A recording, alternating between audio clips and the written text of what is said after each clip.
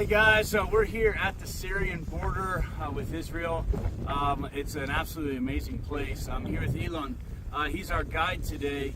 He's a part of the Israel military. He's been here his whole life. And he's going to share with you a good bit about the situation that's going on between Israel and Syria, but then the connections between Iran, Russia, China, and maybe some of the recent events that are going on that all lead to many of the things that we talk about in church, about what's to come, what's been prophesied thousands of years, and how the geopolitical climate right now is so perfect for that event. So go ahead. So we're standing here once the border with Syria is right below us. And that's a border that now in the past few years designed by Israel in a completely different way than it used to be before. And if once we were concerned from invasion of the Syrian army using their things, today we are much more concerned from different guerrilla groups, terrorists that use guerrilla warfare being supported by Iran.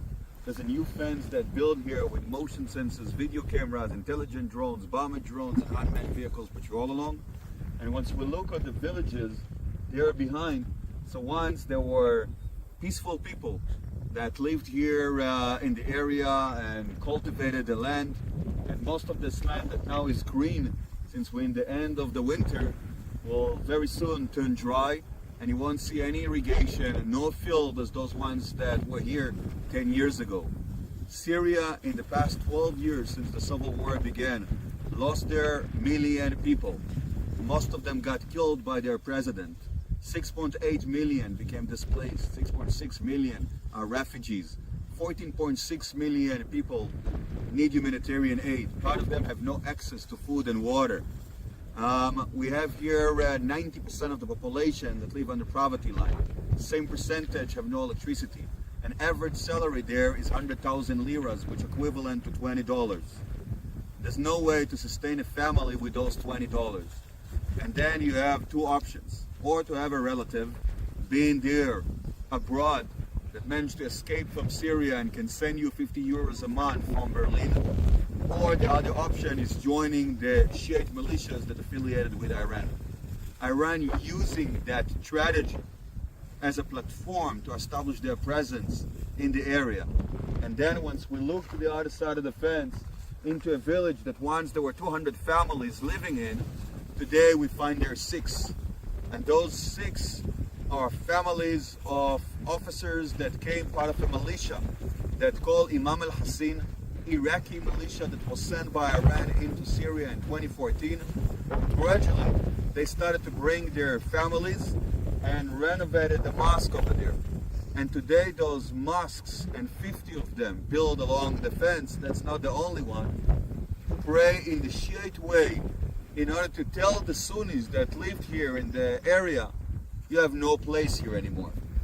And the population of Syria, that's 74% of it, was the Sunnah, the main fraction of the Islam, now gradually turning to be more and more Shiites that the Iranians import from Afghanistan, from Pakistan, from Iraq, from Lebanon, and from Iran.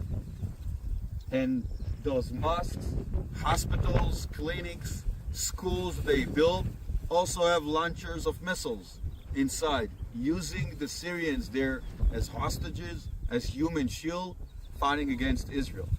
And Syria, that I can't say that was a peaceful country with Israel, but eventually was a country, today will use as a war machine against us. Together with Lebanon being further north, together with Gaza in the south, together with Western Iraq and the different militias and the northern Yemen. But this ring of fire that we see around Israel, that's not the only involvement of Iran. Today, Iran is not just a regional threat, it's a global one.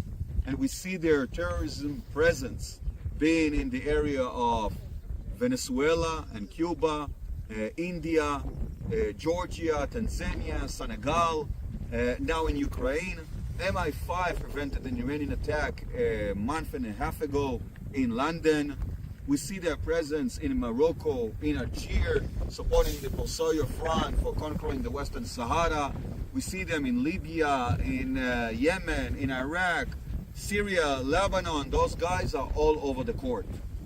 And therefore, Israel, that finds itself in a position of being by itself, standing against that threat that called Iran, that gaining now nuclear capability, trying eventually to gather groups around us. Those groups should be Middle Eastern groups, but also Western groups. They're going to stand together against that threat that called Iran and leave them no other option but becoming a normal state, facing that dilemma of or the survival of their regime or the imperial ambitions that includes the nuclear, the proxies in the failed states, the kamikaze drones, etc. Dealing with the simultaneous threat